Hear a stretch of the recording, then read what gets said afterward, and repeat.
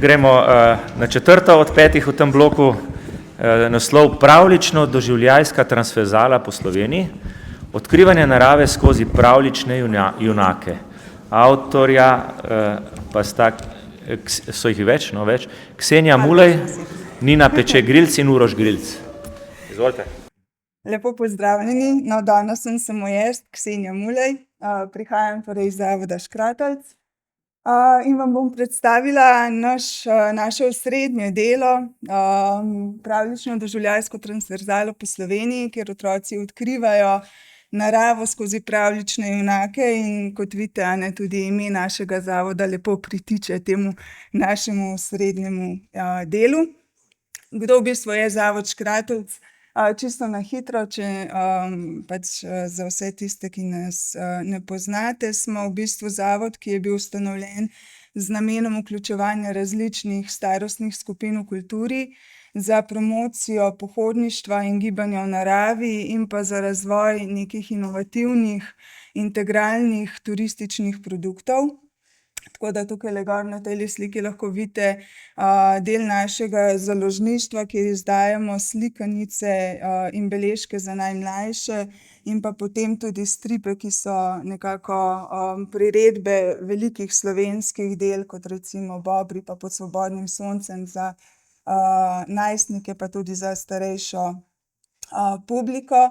Vsekakor je pa naš osnovni cilj oblikovanje programov, ki nekako spodbujajo gibanje, trajnostni način življenja preko teh pravljično doživljajskih poti in ostalih programov, ki jih pripravljamo z različnimi deležniki. Kot naš osnovni program, in v bistvu razlog, zakaj smo danes tukaj, je ta pravljično doživljajska transverzala po Sloveniji. Zaenkrat jih imamo 11 teh poti, tako da tudi tukaj na temle zemljevidu lahko vidite, da v bistvu se poti raztezajo od Krškega preko osrednje Slovenije, kjer je v bistvu največja koncentracija, pa potem dol gremo na Kras, v Štanjel. In pa najnovejša pot je v Kubedu, Velikani Istre. In teh 11 doživljajsko-pravljičnih poti v bistvu temelji na izvirni zgodbi, torej vsaka ta pot ima izvirno zgodbo v slikanici.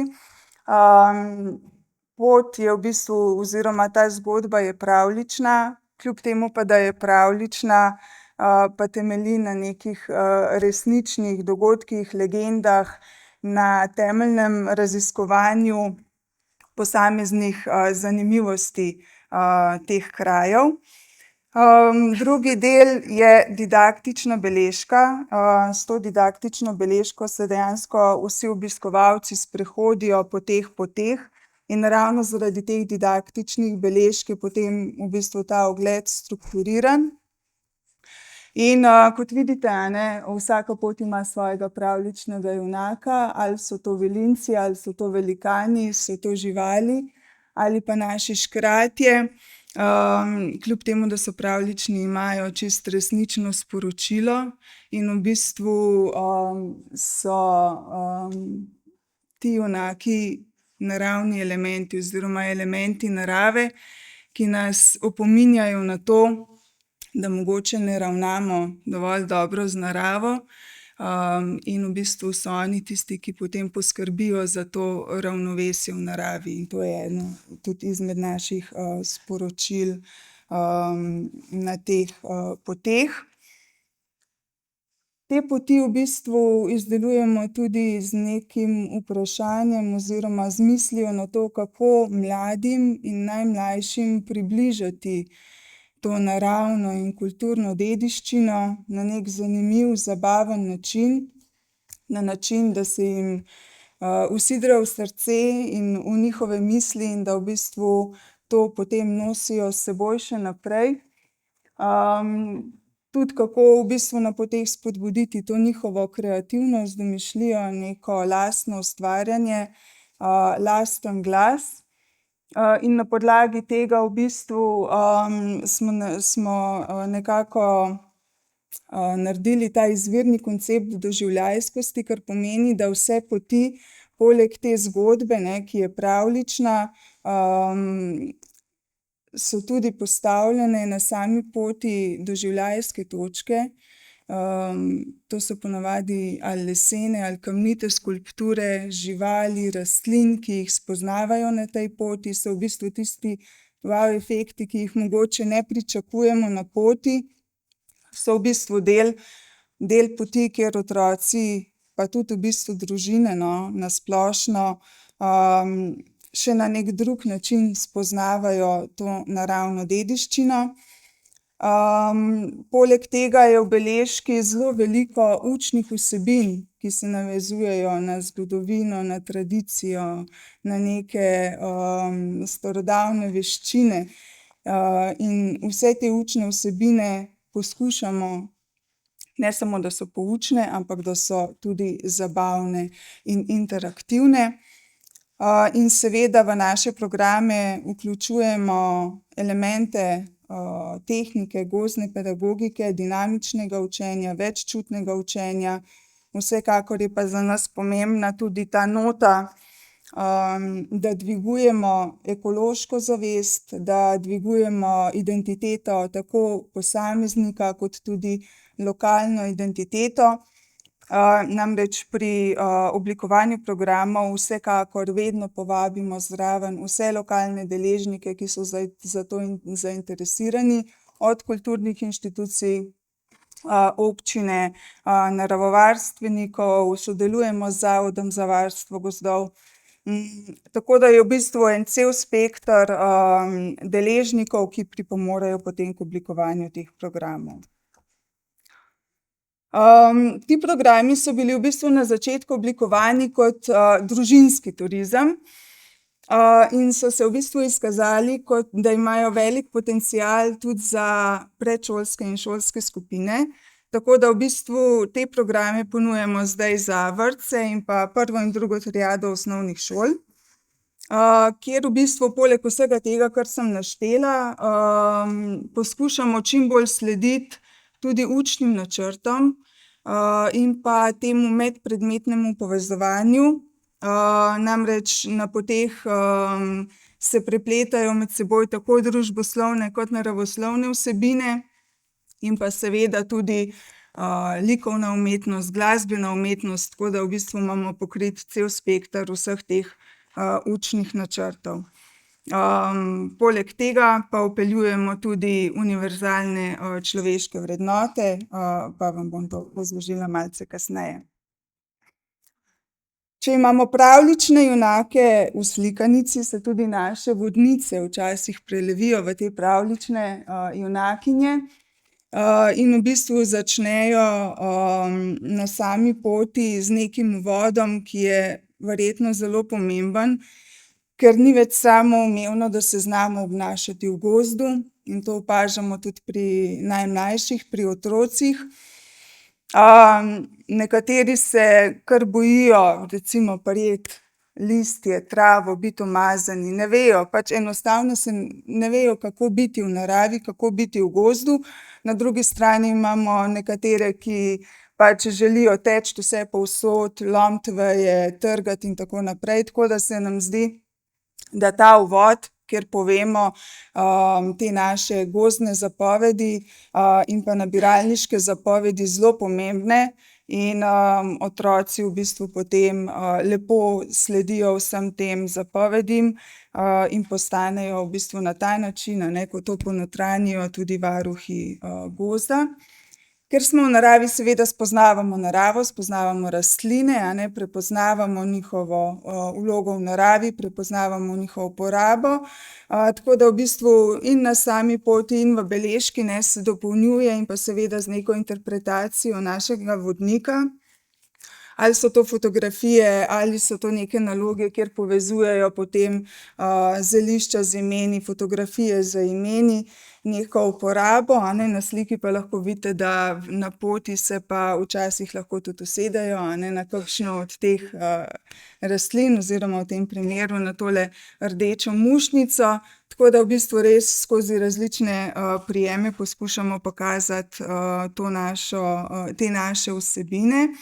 Jih tudi naučimo, a ne, kako recimo rokovati z rastlinami, kako jih utrgamo, kako recimo zelišča, a ne, podrgnemo med rokami, jih povonjamo, tako da v bistvu je vse zelo temelji na tem dotiku in veččutnem učenju.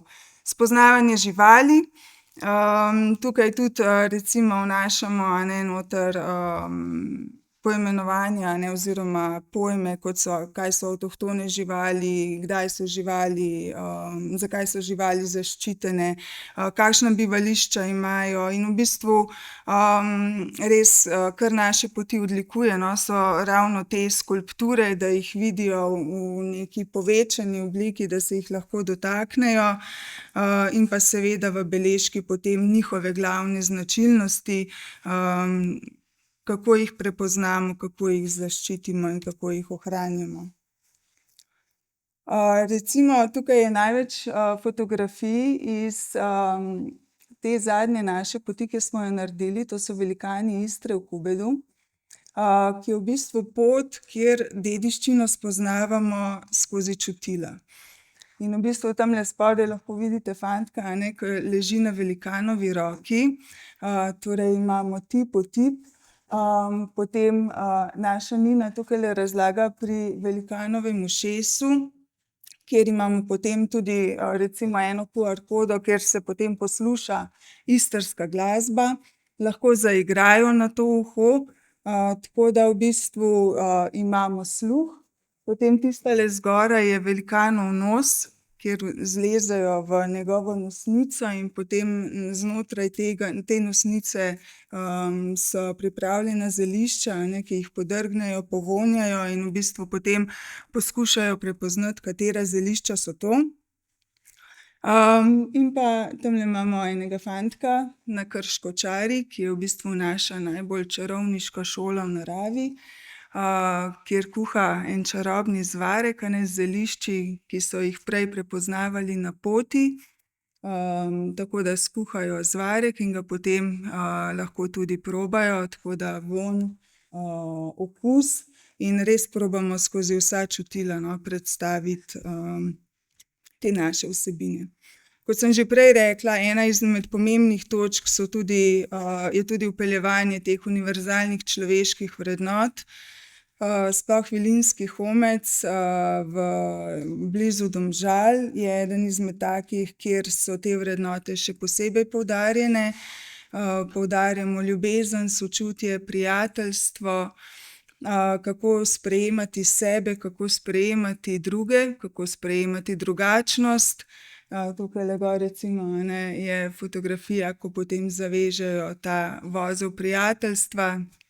Tako da smo sodelovali tudi s taborniki oziroma skavti pri tem. In v bistvu se nam to res zdi ena izmed pomembnejših stvari, oziroma sporočilnosti poti. Ozaveščanje, dediščina, tradicija. Ravno zato tudi beležka, ker na koncu beležke je vedno neka poglobljena vsebina, dodatna vsebina, ki se navezuje na posamezno naravno ali kulturno dediščino tiste poti oziroma tistega kraja, kjer ta pot je. Tako da tukaj je samo nekaj izbranih fotografij.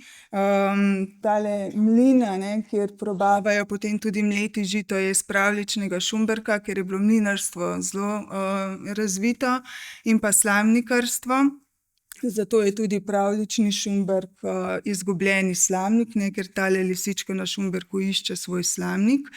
Pa recimo ta fotografija zgoraj je iz beležke Velikani Istre, kjer imamo v bistvu to šavrinko, a ne, in njeno zgodbo prenašanja v bistvu teh jajc v teh plejnerjih, ne, iz zaledja slovenske Istre do Trsta. Tako da v bistvu res poskušamo narediti en tak most, a ne, med tradicijo potem v prihodnost. Pa tukajle imamo še rimskega vojaka, ta je pa na Vrhniki, kjer gre v bistvu pot ob najdaljšem rimskem zidu, ohranjenem rimskem zapornem zidu, ki je imenovan Ajdovski zid. In v bistvu tukaj je zelo poudarjena ta rimska zgodovina, tako da imamo tudi dva rimska vojaka, kjer potem lahko prepoznavajo rimsko vojaško opremo. In pa na koncu gost je v bistvu naša ustvarjalnica, je naša učilnica, naša galerija, naša koncertna dvorana. Tukaj se igramo, rišemo, igramo družabne igre, ustvarjamo iz naravnih materialov, postavljamo labirinte in na splošno se v gozdu zabavamo. A lahko? Ja. Na koncu pa mogoče vas samo popeljem čez prvo zvočno gozdno pot pri nas, to je zven Zaklete grofice, Dobrova pri Brezovici.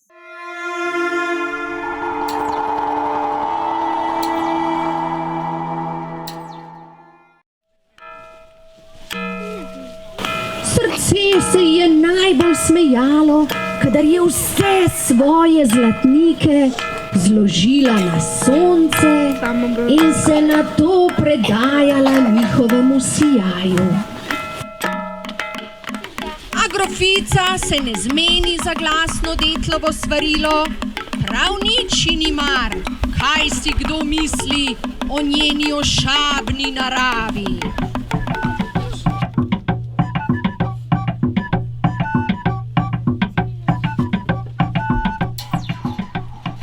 In razleže se strašen grob. Grad se pogrezne, z njim pa tudi grofica in vse njeno bogastvo. Za gradom ni ostala nobena sled.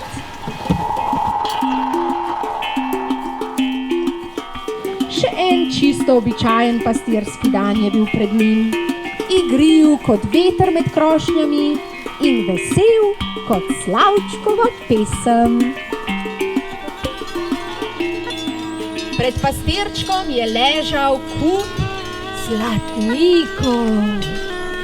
Svetili so se tako močno, da je pastirček slišal njihovo zvončkljanje. Čudo prečudno. Nato se je zemlja stresla in zaklad je izginil. Pastirček je zaslišal še otožen odmev, doneč, kot bi prihajal iz najbolj temačne globine. Še 1000 let bo trajalo moje prekletstvo. Dobrosrčnost pa pomeni svojo srečo deliti med soljudi. Zato na drevo zakladov vsi zasluženo obesite svoj cekin za dobrosrčnost.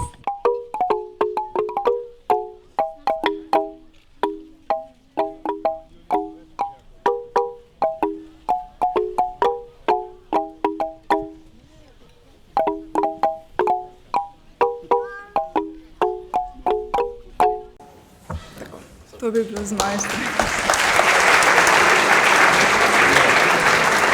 Hvala za to res zanimivo predstavitev.